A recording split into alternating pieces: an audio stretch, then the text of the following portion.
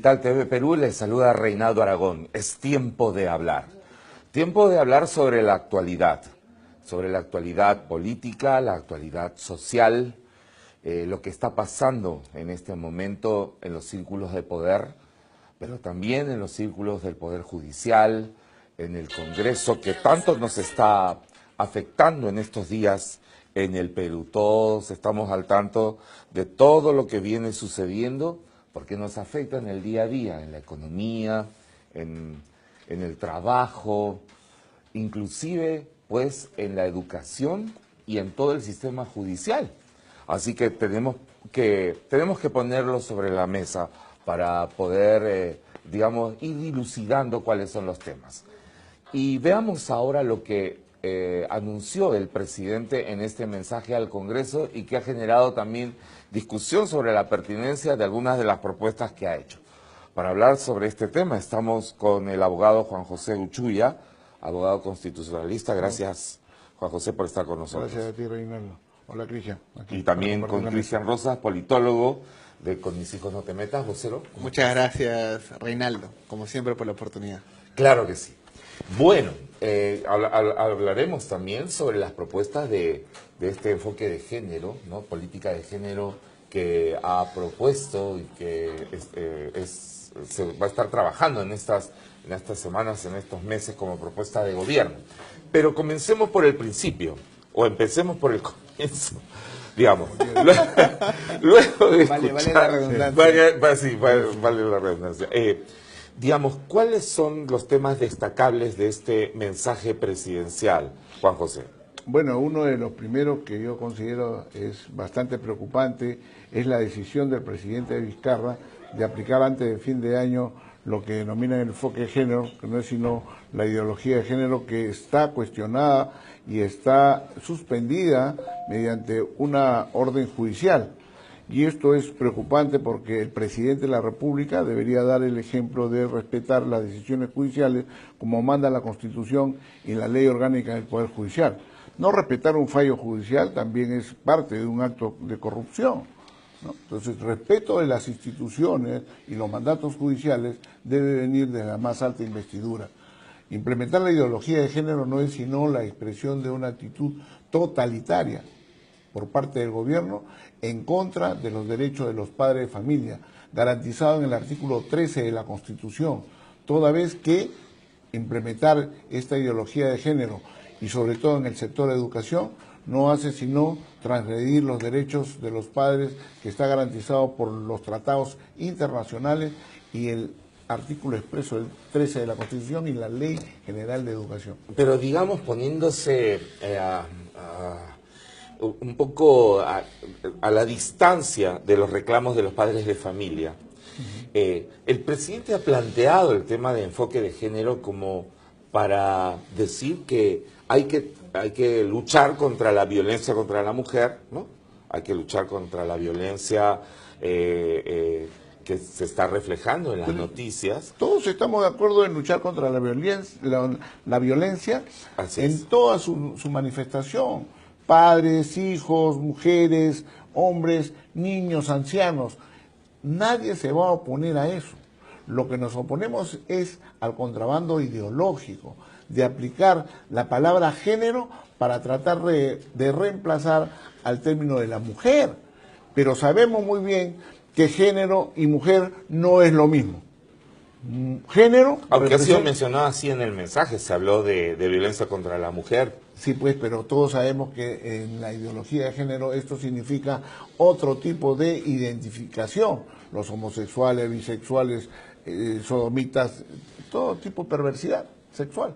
Entonces, ¿para qué meterle género? Usted quiere quedar bien y aceptar lo que reclama la población, hagamos una cosa.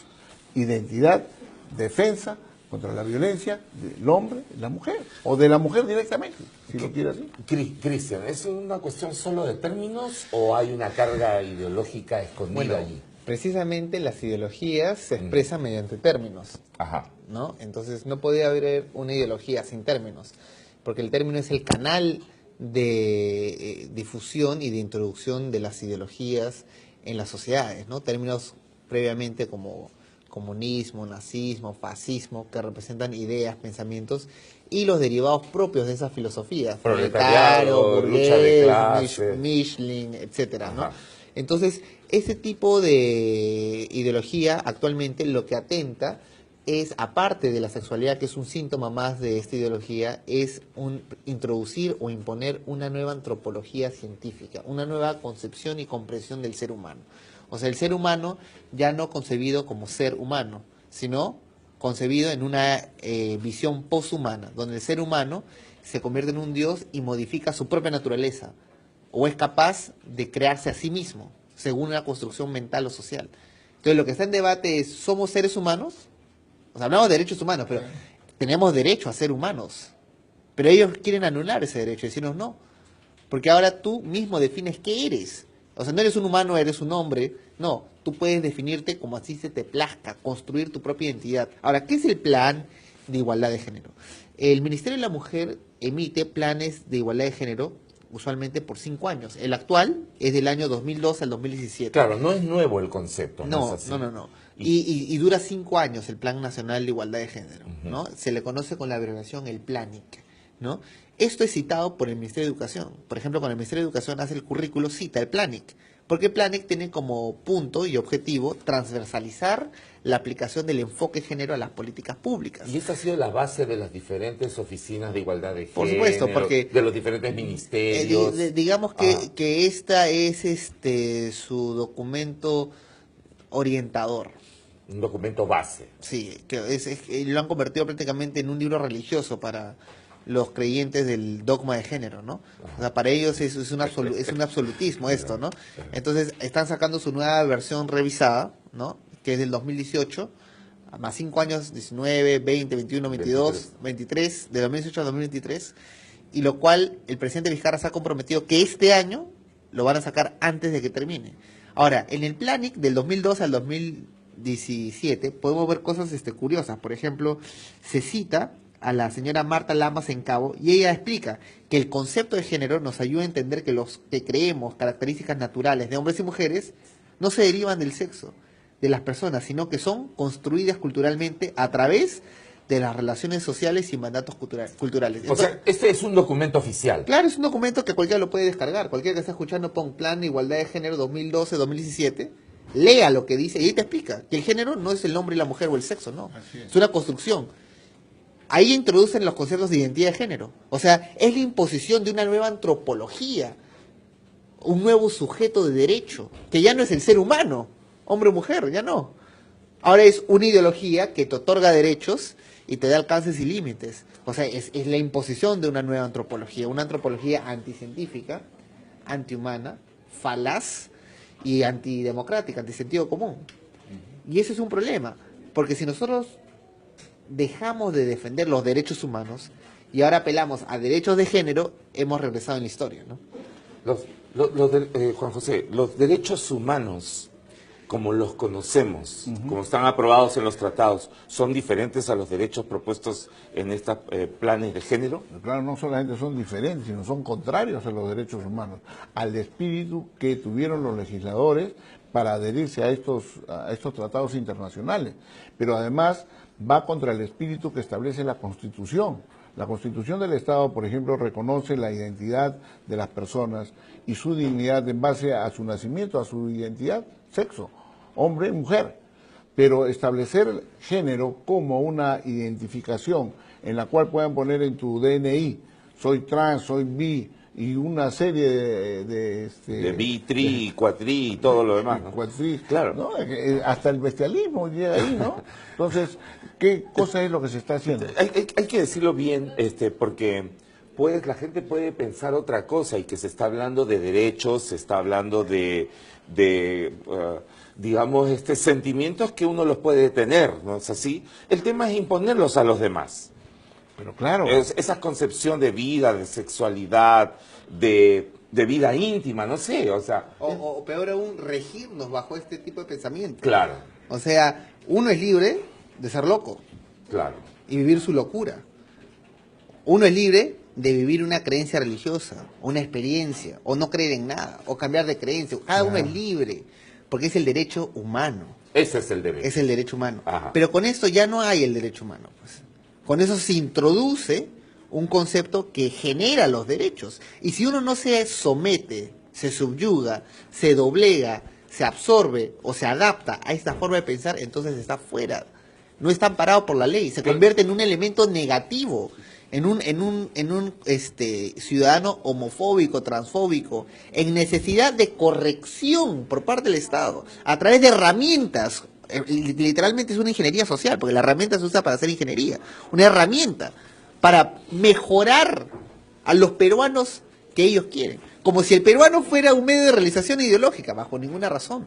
Es el momento para exclamar, como William Wallace, somos libres, libres, libres de pensar, de creer, de sentir, de hablar.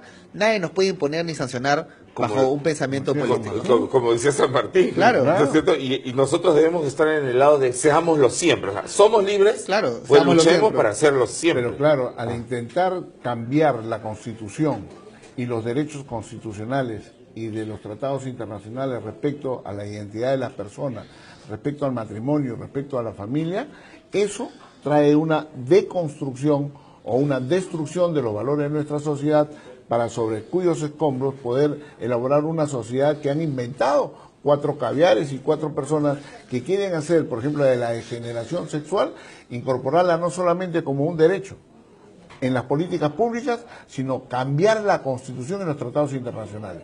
Esto es lo que atenta, esto es lo preocupante en lo que ha dicho el señor Vizcarra, nuestro presidente, ¿no?, con respecto a este tema. Pero esto también para nosotros, de nuestro concepto, creemos los padres que esto es corromper. La corrupción, si se quiere combatir, tiene que empezar con la corrupción del corazón y de la mente. No podemos pervertir, corromper la mente de nuestros hijos con conceptos totalmente que atentan a la ciencia, ¿no?, y a la sociedad en los valores más profundos. Una pregunta, porque hay en este momento hay una disposición legal. Más bien hay una disposición de una corte en la que le dice al Ministerio de Educación que en el tema de género pues tiene que consultarlo con los padres, Claro, ¿no es cierto? Y entonces el judicial. presidente ha anunciado que más bien va a hacer toda una política que incluye en estos conceptos. Claro, bueno, lo que el presidente ha venido demostrando de forma sistemática es una actitud que busca legitimizar un golpe de Estado. Y permítame explicarlo porque esto no es una expresión Radical, exagerada, ¿no? O no pretende usar una retórica de hipérbole para agrandar o maximizar lo que pretendo explicar. Se le llama golpe de Estado porque el Estado peruano, que es una república, se compone y se fundamenta en una constitución. O sea, todo golpe a esa constitución es un golpe no al gobierno, ni a los políticos, ni a los fujimoristas, ni a ningún otro partido. Es un golpe al Estado. El Estado protege el derecho a la identidad. Eso es constitucional, es un derecho fundamental. Claro. Por lo tanto, no se puede poner en referéndum aquellas consultas que disminuyan o anulan los derechos fundamentales, como el derecho a la identidad. O sea, simplemente es inconstitucional el género en nuestro sistema estatal. Pero para desvirtuar el Estado, lo que está haciendo el presidente es legitimizar acciones que están fuera del Estado de Derecho. Él olvida que la máxima autoridad en la República no es el presidente, es la Constitución. La Constitución le delega al presidente poderes limitados, funciones, deberes, al Congreso también. Por eso él no puede ir y arrogarse, como lo quiso hacer la vez pasada al Congreso, que exigiendo que voten a los consejeros, porque eso es una función ejecutiva, función legislativa. No puede haber interferencia de poderes. Puede preocuparse, sí, pero no es su función. En ese sentido, el presidente legitimiza el desgaste del sistema político porque su intención es convocar a un nuevo Estado. Eso sería un golpe blanco, ¿no? O sea, con el apoyo externo de elementos contrarios o ajenos al derecho o a la Constitución o al Estado que han servido como satélites de apoyo a menoscabar la función del Estado. O sea, el Estado peruano dice en su artículo 215 cómo se nombra el Consejo Nacional de la Magistratura. Por lo tanto, si hay corruptos, pues que salgan, asuman los suplentes. Si esos suplentes no quieren, renuncian, pues que vayan y los vuelvan a nombrar como dicta la Constitución. Pero lo que el presidente ha hecho es usar o validar, mejor dicho, legitimizar el empleo de audios que han estado fuera del tema judicial para tratar de justificar este tipo de golpe. Y ha paralizado el CNM por 9 meses. Eso es un acto inconstitucional, aunque provenga del presidente y aunque lo apruebe el Congreso. ¿Por qué? Porque el Estado, a través de la Constitución, tiene sus mecanismos de defensa. Y no es la primera vez. Napoleón Bonaparte III entró con un sistema de gobierno y se dio un golpe de Estado y cambió la Constitución, pero se quedó el mismo. Claro. Entonces, esas cosas... Fujimori también lo Fujimori hizo. también, ¿No o es sea, cierto? pasó del Estado 79 al Estado de 1993, Claro. ¿no? Ahora, hay que preguntarnos, ¿por qué cambiar el Estado? Hay que hacer reformas, por supuesto, hay que hacer cambios, por supuesto, pero el Estado en sí, el Perú no tiene un problema económico, no tiene un problema ni siquiera institucional, tiene un problema moral. Moral, claro. Moral. Lo que pasa es que el clamor del pueblo para que, digamos, el Estado mismo haga frente a la corrupción, pues es un clamor fuerte, ¿no es cierto? ¿No es cierto? Un clamor popular. Todos estamos de acuerdo. Todos estamos de acuerdo. Contra la corrupción, Claro. empezando por la nuestra, ¿no? Personalmente cada uno debe ver su corazón y ir sacando lo que tiene Que es algo de lo que nadie habla, ¿no es Claro, cierto? sí, pues. Claro, todo el mundo habla y señala los grandes hechos de corrupción que pueden aparecer por ahí, pero en la vida personal hay tantas cosas que debemos corregir todos. Mira, todos. yo quiero significar algo. Por ejemplo, en el mensaje del presidente, él hace un salto a la garrocha con respecto a la corrupción. Dice, desde la salita del CIN, empezó y hace su enfoque. Y de ahí se pasa a los audios. Y yo me pregunto, ¿y lo del PPK? Claro. Y todo ese De Odebrecht. rasgo de corrupción que hubo, del cual él forma parte de ese gobierno y nunca dijo nada. Somos cómplices porque él dice, no hay que ser cómplices. ¿Cómo no se dijo nada de PPK? ¿O no sabemos de eso? ¿Qué hubo de Chinchero? Tampoco se habla de Chinchero. Bueno, hay cosas que hay que sacar a la luz, ¿no? Bueno, la verdad es que cuando uno mira todo el escaparate político no queda mucho, ¿no es cierto? Y ese es un sentimiento, pues, que deprime al Ahora, Perú, ¿no? me gustaría hacer una advertencia también al público. Mira, Claro. para luchar contra la corrupción, que es un mal endémico, ¿no? Y es un mal moral, porque la corrupción evade la justicia, evade la verdad, ¿no? Es necesario combatirlo con firmeza, con decisión, pero siempre con legalidad y legitimidad. En momentos como esto es donde siempre viene lentamente y de forma seductora las respuestas y atajos fáciles a la vida. Así como El Padrino, en la película, que ustedes han visto, todo el mundo ha visto, de Marlon Brando, le increpa al dueño de un funerario, ¿por qué no viniste a mí? Yo te iba a hacer justicia. ¿Por qué ha sido la policía? Pues ahí está, quéjate, pues, anda al Estado de Derecho, tu juicio durará, debiste venir a mí. Yo, como mafioso, lo hubiera arreglado. Y eso es lo que está pasando ahorita. O sea, el Estado está recurriendo a mecanismos ilegales, ajenos y extensos de la ley.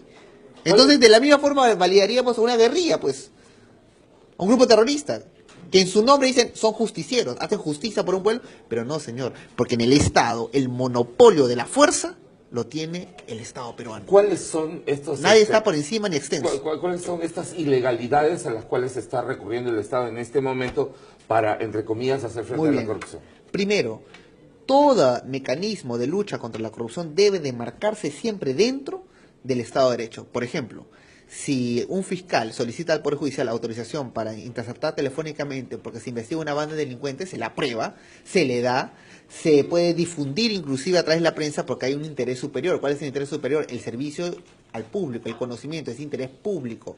El medio y el fin son legítimos. Pero ¿qué sucede cuando el medio no es legítimo? ¿Qué sucede cuando no es una interceptación por parte del Estado? No es legal, sino es un externo. Estaríamos validando entonces la misma operación que hace Pablo Escobar o hacía Pablo Escobar en Colombia, que tenía chuponeado a todo el Estado. Y así chantajeaba a medio mundo. Por supuesto que no es válido. ¿Y esto por qué? Porque las disputas se deben de resolver siempre en el Estado de Derecho.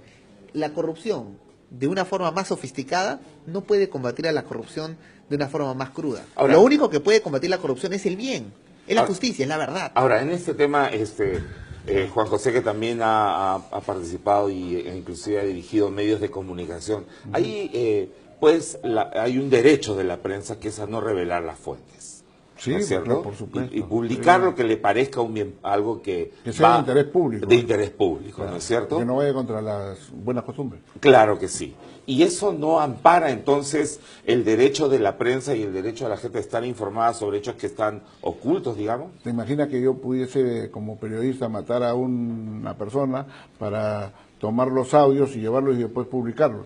Sería ilegal, totalmente ilegal. Claro, pero, inmoral, si yo, ilegal. pero si yo utilizo también la coima, el cohecho, para comprar estos audios o copia de estos audios para poderlos manejar después políticamente, también es ilegal. Ahora, mira, No es ahí, justo. ahí lo que dice Juan es cierto, porque, mira, la gente piensa que cuando uno es delincuente, pierde sus derechos. Y no es así. Y no es así. Uno está penalizado, por supuesto, es castigado por haber quebrado la ley y va a la cárcel, pero no pierde derechos. Claro, y puede ser condenado hasta cadena perpetua o hasta Claro, la pena de muerte. pero aún o sea, el terrorista más perverso no pierde derechos. no pierde. Fíjate, Porque ayer, tiene dignidad. Por lo tanto, cuando le sacan a Inostroza, para dar un ejemplo, o cualquier otro, ya que no sea Inostroza, cualquier personaje, audios que no corresponden a un permiso Porque fiscal. te han acusado de defender este Claro, algo. claro, porque ha tocado su nombre en particular, porque él es la persona que está sufriendo actualmente, en mi opinión, un abuso. Ahora, si él ha cometido delitos y corrupción, pues que vaya a la cárcel. Pero hay que comprobarse. Nadie puede agarrar y chantajear a ninguna autoridad pública con audios que no están comprendidos dentro de la legitimidad, porque él también tiene derecho a la privacidad. O sea, ¿a quién le importa saber que hablaba él con su esposa? Y lo han sacado. ¿Acaso eso no es una violación a su derecho a la intimidad? Por supuesto que lo es. No hay nada de interés público en esa conversación con su esposa. así no hay nada de connotación ilegal o ilícita. Y es lamentable que un periodista, el señor Sondheim, haya dicho a este magistrado psicópata. Por el solo hecho de decir no hay connotación ilícita en esa conversación. Ahora quiero decir algo al público. El fin, por más noble que sea, jamás va a justificar los medios. O sea, nunca. Ni la lucha por la vida, ni la familia, ni contra la corrupción, ni cualquier fin puede justificar recurrir a medios ilícitos, ajenos y extensos de la ley. Ahora, lo que pasa es que pues los hechos que se van evidenciando son terribles, ¿no es cierto? Revelan componendas, revelan influencias tremendas para inclusive liberar gente acusada de violación, sindicatos. A esas personas hay que castigarles, pues. Sí, a lo no, que, no, claro a que lo sí. que se ha comprobado. Entonces, Pero lo que no se puede hacer es aprovechar, inclusive, imagínate que se encuentra un delincuente que ha sobornado, se les publica su audio y va a la cárcel, justamente, ¿ya? Eso no da derecho a que mañana saquen un audio de él hablando con su hija, con su esposa, que no tiene ninguna carga delictiva, porque eso sería una violación a su derecho a la intimidad. Aun cuando sea delincuente y condenado a la cárcel por el otro acto, nadie tiene derecho a sacar un audio que no es de interés público, que no tiene carga delictiva. Porque a pesar de su error delictivo en un área, él tiene derecho al honor, tiene dignidad. Así es. Ay, Yo ajá, creo que sí. yo creo que en el combate contra la corrupción no se puede uno mismo corromper. Hay Es derechos bueno. Ya, constitucionales, eso es un hay buen derechos principio. constitucionales que tienen que mantenerse en un Estado de Derecho. Porque si la no, después van a legítima invalidar, defensa, ¿no es cierto? la presunción de inocencia, Ajá. que implica que la carga de la prueba la tiene el Ministerio Público y tiene que demostrar fehacientemente, probadamente, que uno ha infringido la norma y la ley. Pero también tiene que tener el derecho a la legítima defensa y el derecho a la intimidad que establece el artículo 2 de la Constitución. No pueden relacionar, por ejemplo, intervenir a una persona cuando están los niños o sacar conversaciones que tengan con sus hijos que no tengan materia o relación respecto al delito. Allí Como- es donde como está vienen los ocurriendo. excesos. Y permíteme ahondar más en lo que dice Juan. Esta noción categórica de la moral, que apela a la dignidad del ser humano, es herencia del cristianismo. O sea, la moral categórica que te dice que el fin no justifica los medios es herencia del cristianismo. Y te explico por qué. Antes, aún en la jurisprudencia romana, inclusive grecorromana, uno podía ir a la cárcel a la pena de muerte sin prueba alguna. Te doy el ejemplo. Hubo un juicio donde un pueblo subordinado por el Imperio Romano, que tenía un tratado interno y tenía jurisprudencias separadas, apeló al Imperio Romano para hacer sentencia y justicia. El Imperio Romano se negó y le dijo, ustedes tienen jurisdicción sobre su propio territorio, júzguenlo. Dijeron, no, júzguenlo tú. Entonces, ¿qué hizo Pilato? Se lavó las manos, sin prueba alguna. ¿Qué quieren? Le entregó a la muchedumbre una oclocracia y lo condenaron a la muerte, sin tener ninguna culpabilidad. porque no se respetaba o no se tenía la noción de la dignidad del ser humano. O sea, y después de esa muerte hubo una reflexión sobre la teoría del derecho. ¿Y cuál es la teoría del derecho? Que todos tenemos dignidad. Es inviolable esa dignidad. Y esa dignidad te da y te otorga derechos inherentes que no son anulables por más delitos que tú cometas. Y eso es categórico. y esto de ninguna manera significa pasar por agua tibia la corrupción. Por supuesto que no. ¿No es cierto? No, por supuesto que no. De ninguna manera defender cosas tan evidentes y tanta injusticia que se ve. Por supuesto que no, porque aquellas cosas que son injustas, aquellas cosas que son corruptas y aquellas cosas que se comprueban, ¿qué se hace? Se les sanciona, pues se les sanciona. Pero esto no es carta blanca para hacer de un ser humano un trapo. ¿Por qué? Porque el ser humano, a un delincuente, a un terrorista, a un lo que sea, tiene dignidad. Si no tuviera dignidad, entonces ¿por qué enterramos a los muertos? No somos materia nomás. Aún cuando está muerto ya no vive, pero se le permite enterrar. ¿Acaso tú ves arrastrando en la morgue a la gente así? No, porque tiene dignidad. Claro. Hasta, Así es. claro, además por respeto a su memoria y bueno, y tantas cosas. Pero volvamos al tema del discurso, porque del mensaje.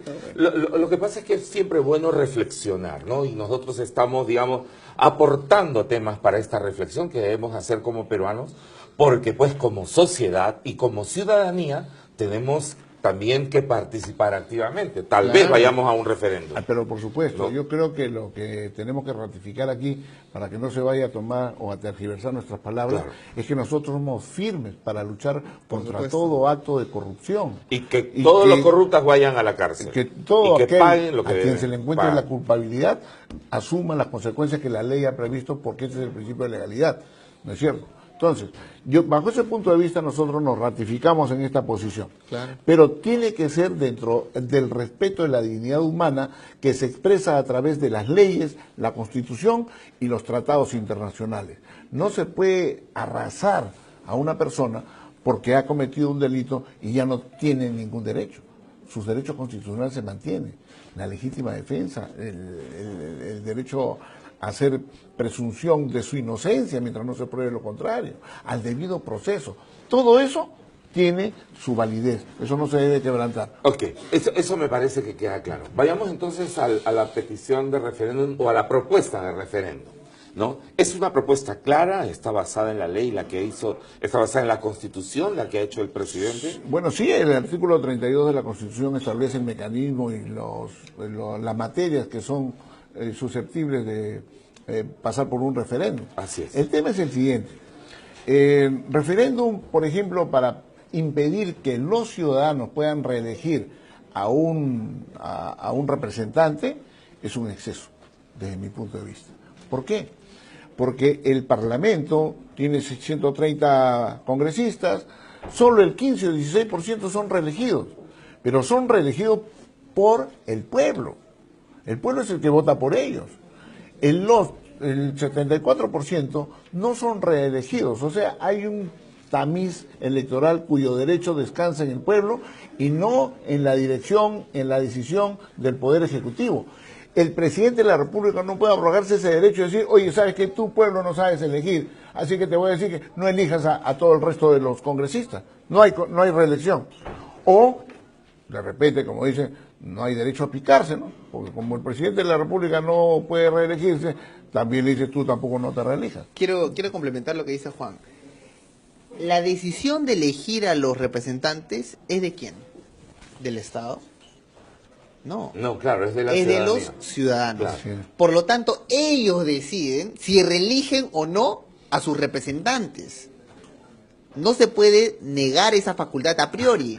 Claro, es una reflexión que debemos hacer. O sea, uno critica el Congreso, ya, pero ellos no se metieron pues solitos, llegaron y abrieron la puerta y se sentaron. Claro. ¿No es cierto? Fueron electos. Claro. Por lo tanto, hay una reflexión que Ahora, hay que hacer, que es que todos debemos ver bien por quién vamos a votar. Ahora, segundo, Segundo. es distinto la elección del Poder Ejecutivo que la elección del Poder Legislativo. Claro que sí. Te explico por qué. Aun cuando tú no votas por el alcalde de tu elección, el alcalde que está en tu distrito, en tu provincia, en tu región o en tu nación, es presidente de todos.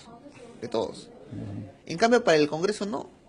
En el Congreso tú votas por el APRA y llega el APRA, tú quieres que ese aprista, a pesar que legisla para todos, legisle para los compañeros. No vas a esperar que él legisle para los comunistas. Y si tú eres comunista y votaste por un comunista, tú no esperas que él llegue al Congreso para legislar como fujimorista. Y si votaste por fujimorista, no vas a esperar que legisle como comunista. Porque en el Congreso está la representación proporcional y genuina de la población. Por lo tanto, si a un comunista no le gusta que estén los fujimoristas, o si a algún fujimorista o comunista no le gusta que estén los apristas, ellos no le pueden negar ese derecho a ser representantes o a ser representados, porque no es facultad de ellos, es del pueblo. Y si al pueblo le gusta elegir por 30 años a Mauricio Mulder, porque lo consideran un buen legislador, es el derecho pues de los compañeros, nadie se lo puede quitar. Claro, y ¿no? si quieren elegir a un Carlos Bruce, aun cuando nosotros nos oponemos a su política de género, pero él tiene su hinchada, por llamarlo así, tiene su grupo que lo acompaña y lo quiere elegir 40 años, tiene su derecho a elegirlo. Porque esa es decisión no del Estado, es decisión del pueblo. Claro, está en las manos del pueblo. Lo que pasa es que se pueden ir ajustando en el camino, ponte las cifras repartidoras, las fórmulas para ver qué es la cantidad de congresistas de acuerdo a la Sí. votación, ¿no es cierto? Pero digamos, más allá de este tema, la propuesta de Vizcarra era, por ejemplo, poner en referéndum la modificación de la elección del Consejo de la Magistratura, ¿no es cierto? Bueno, yo creo que ahí también tiene que tenerse cierta ponderación, porque no puede, tiene que respetarse el principio de la división de poderes, ¿no? El respeto también que tiene que ver con respecto a esta división. Y el presidente de la República no puede después meterse a establecer una comisión que va a intervenir el Poder Judicial, que van a revisar todos los nombramientos de los jueces, de los vocales, porque esto es una decisión que tiene que ser autónoma del Poder Judicial y del Ministerio Público. Yo creo que ahí estamos lindando a un absolutismo que se quiere enmarcar dentro de un concepto legal, pero yo creo que hay que tener mucho cuidado ahí. Claro. Nuestra república es una república unitaria, es de una democracia representativa, y ahí se atenta también, por ejemplo, cuando quiere restablecerse la bicameralidad del ejemplo, Parlamento, que es otra ¿no? de las Por ejemplo, nosotros hemos ciertas circunscripciones que cada cual debe tener su representante, tenemos 130 representantes, pero ahora se dice no, hay que incorporar el Senado de la República, pero por los 130 nada más. ¿Qué significa? Que por ejemplo pueden ser 100 diputados y 30 senadores, o pueden ser 30 diputados y 100 senadores, no se sabe, eso está en el limbo. Pero se va a quitar representación a ciertas circunscripciones territoriales, lo que establece que la realidad que tendrían que mantenerse los 130 representantes territoriales y adicionar los senadores. Ahora, ¿es el referéndum una salida de esta crisis institucional que tenemos? ¿Cuál es tu opinión, Cristian? Los referéndums sirven para conocer la opinión de la población, ¿no? Y los referéndums siempre se han generado para preguntas no complicadas ni complejas, que requieren mucho debate, sino preguntas sencillas, fáciles. Claro, sí o no. Sí o no, exacto. Eso es lo que es un referéndum, ¿no? Por ejemplo, ¿quieren hacer un tratado de paz con los terroristas de la FARC? ¿Sí o no? Eso es un referéndum, ¿no? El presidente Evo Morales debe o no postular a la reelección, se debe o no, es una pregunta básica y sencilla. Pero ¿qué ha pasado en esas experiencias, tanto de Colombia como de Bolivia? El Estado se ha burlado, le ha resbalado la opinión del público. Juan Manuel Santos, presidente de Colombia, dijo, si yo pierdo el referéndum, Recuerdo la... yo prometo renunciar a la presidencia de la República y no aprobar el acuerdo de paz con la FARC. Perdió, claro que sí. y no renunció No. e impuso igualmente el acuerdo de paz. Evo Morales dijo, yo voy a consultar al pueblo que elija, porque a ellos yo someto mi decisión. El pueblo eligió y dijo, no queremos reelegirte, ya no más reelección. Y él agarró y dijo, bueno, era una pregunta nomás al pueblo. Fue y apeló a la Corte Interamericana de Derechos Humanos y dijo, es mi derecho a participar. Y la Corte le dijo, sí, señor Evo, usted tiene derecho a postular. Y se acabó el tema. Y se burló. Y se acabó el referéndum. Entonces, ¿qué ha pasado? El referéndum últimamente se ha convertido en un instrumento que han pretendido utilizar algunos presidentes populistas y les ha salido el tiro por la culata. O sea, Juan Manuel Santos tenía certeza que iba a ganar. Evo Morales tenía la certeza y Vizcarra tiene la certeza que si él pone ese referéndum también no va a ganar. Porque ya él se ha confiado y se ha fiado de la opinión publicada. una opinión publicada que representa la vocería de un grupo reducido, una élite. La opinión pública se ve en las calles, en las redes sociales, y la opinión pública está masivamente en contra de él. Él ha olvidado que inclusive su propia aprobación está menos de 20%. Él perdería desastrosamente este referéndum. ¿Por qué? Porque no se basa en lo que es lógico, ya la gente no es manipulable. Él piensa y confía que aliándose con los medios mermeleros va a poder agarrar a la población de ingenuos. Y no lo va a hacer. Ahora, yo estoy en contra porque me considero que las 4 preguntas son tontas. O sea, ninguna me parece válida. Porque esas... ¿No te parece trascendental para hacer frente a los momentos que está pasando el país? Por supuesto que no, porque eso es un problema moral que requiere corrección y requiere que se reafirme el concepto moral de lo que es correcto, lo que es bueno, lo que es malo. O sea, no validar la mentira, no validar el engaño. O sea, tenemos que recuperar la moral y eso implica saber diferenciar entre la verdad y la mentira. Llamarle justicia a lo que es justicia, corrupción a lo que es corrupción, hombre a lo que es hombre, mujer a lo que es mujer, verdad a lo que es verdad, mentira a lo que es mentira. Pero ¿cómo se va a combatir un problema moral cuando a la vez se propone una inmoralidad, como el tema de género, que es una mentira sobre lo que somos? Que tú no eres hombre por naturaleza, sino tú eres hombre por creación propia. Esa es una mentira. Ahora, ¿aceptarían los colectivos, Juan José, aceptarían los colectivos pro familia, Sí. ¿no es cierto? Una pregunta en este referéndum, o preguntarle a la gente sobre el tema del enfoque de género? Pero por supuesto, nosotros quisiéramos que pudiésemos llevar esto a un referéndum, pero no está pues considerado como tal un referéndum. Pero sí una iniciativa ciudadana, y cuidado, que por ahí conseguimos ya todas las firmas, para que el Parlamento y el Poder y el Estado saque de toda la legislación el término género, que lo único que hace es confundir y tratar de identificar a la mujer con el género, cuando en verdad se quiere contrabandear toda la perversidad sexual a través de esta terminología, la ideología de género. Ahora, también estos temas que se están viendo y que las propuestas del presidente van a tener que pasar por el Congreso. ¿No es así? Se respeto a la división de poderes. Claro, y en el Congreso ahorita están pidiendo aumentar algunas preguntas más. De repente va a ser un referéndum con muchas preguntas, ¿no? Una de las cuales es aumentar las penas a los violadores, ¿no? De niños a los de 12 años. Claro, hay tantas cosas que uno quisiera poner también, ¿no? Claro. Para hacer frente a la situación que vivimos. Ahora, ahí me gustaría recordar que hay ciertas cosas que no se pueden poner al referéndum, como por ejemplo los derechos humanos, ¿no?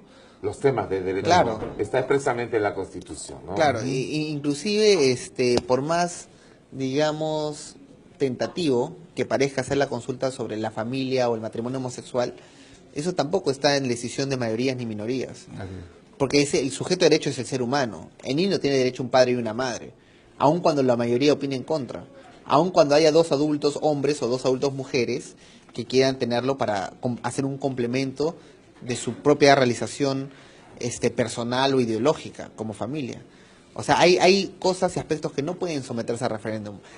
Hay personas que han pensado que estos conceptos que son verdades absolutas, como nuestra especie humana, lo que somos, aquellos que no mutan con el tiempo ni con el espacio, a referéndum. Por ejemplo, en Australia se sometió a referéndum el matrimonio homosexual. Primero se ganó, se dijo que no matrimonio. Pasaron 10 años, volvieron a hacer la pregunta y se perdió. Y lo han aprobado. Pero esto no es cuestión de mayorías ni minorías. Porque en una república uno se fundamenta en el derecho, en lo que es justo. Y para lo que es justo, lo que es veraz.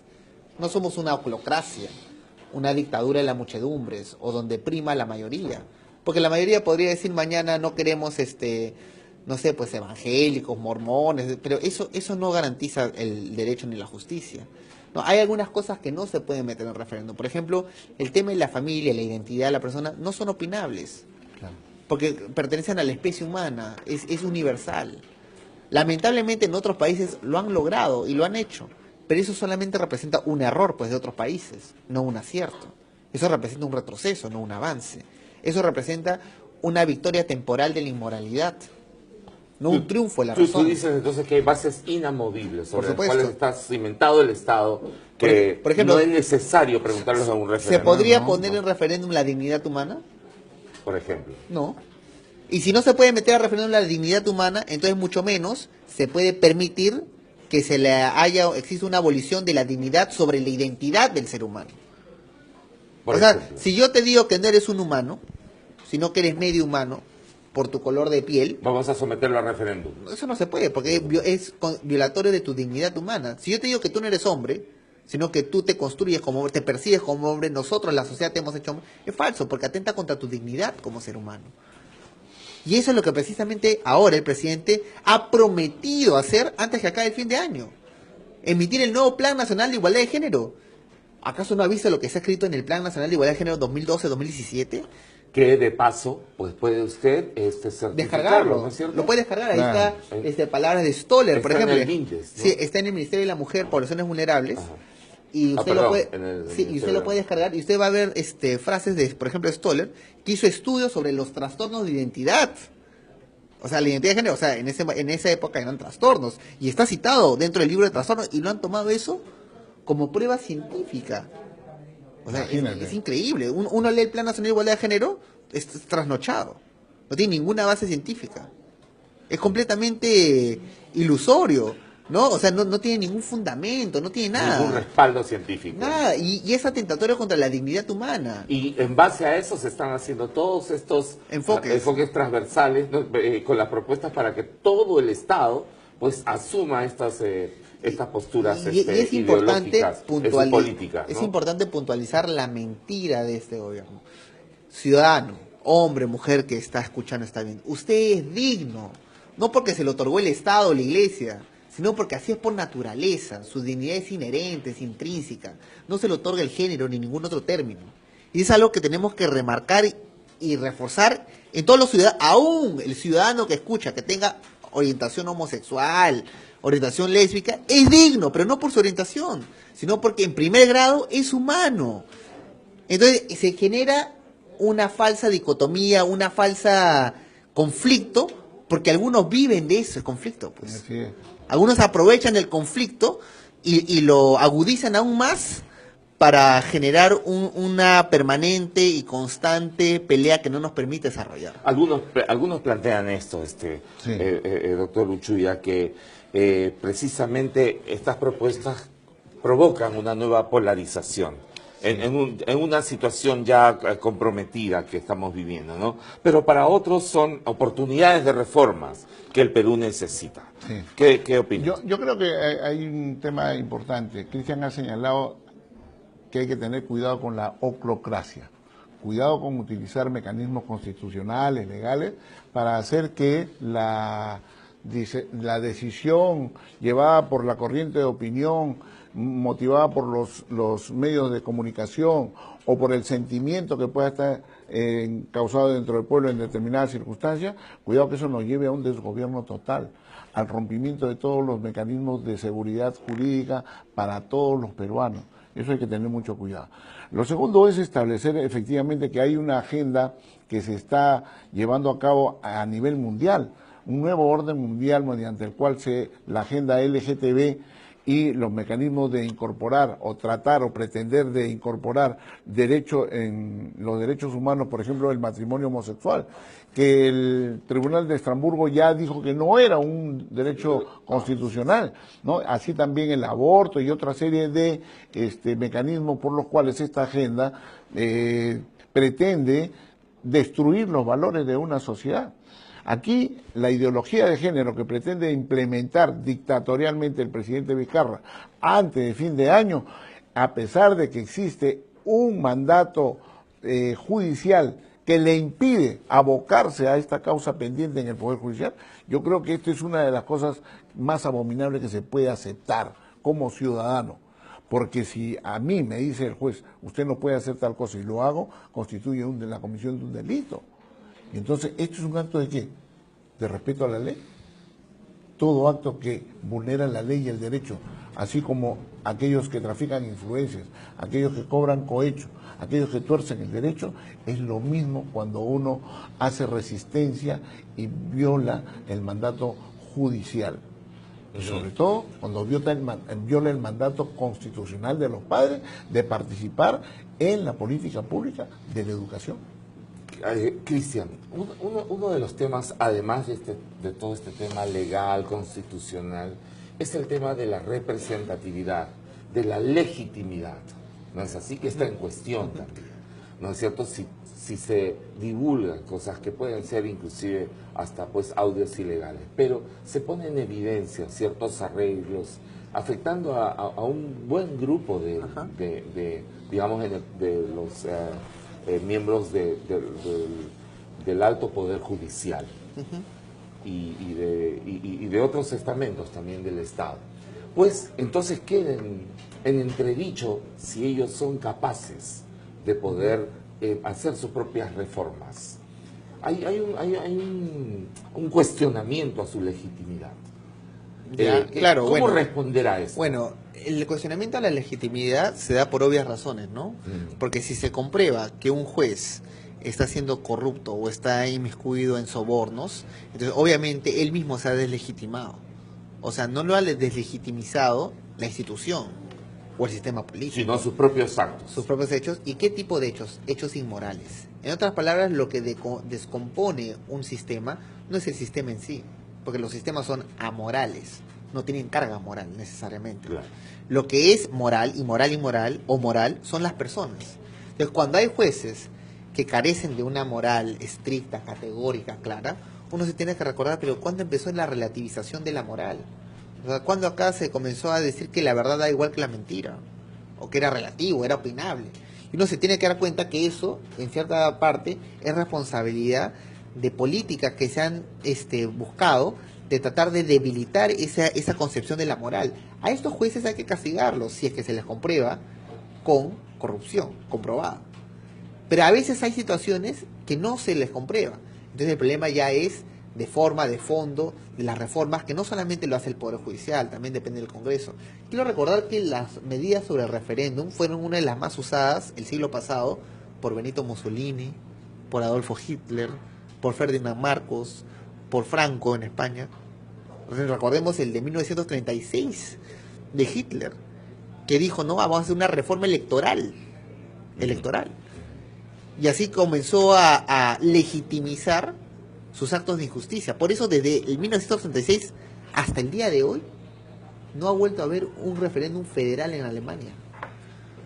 Porque precisamente se ha utilizado con mucha sutileza para camuflar, a través de un populismo demagógico, cambios que van más allá de lo perceptible, más allá de lo superficial. Y que y que pueden responder a una situación de sentimiento nacional y que puede ser totalmente errado y hasta contrario a lo que debería ser. Y para eso está el Parlamento, pues para hablar, para parlar. O sea, el Parlamento se hizo ¿para qué? Para que la gente no se mate en las esquinas, en los callejones. Entonces, para que no se terminen matando entre ellos, se dijo, no, vamos a tener un lugar para que parlen, sean parlamentarios, discutan ahí su problema y debatan y se vote. Y para eso existe el Congreso. Una apreciación al final. Creo que es necesario que estemos atentos a la defensa de nuestra soberanía.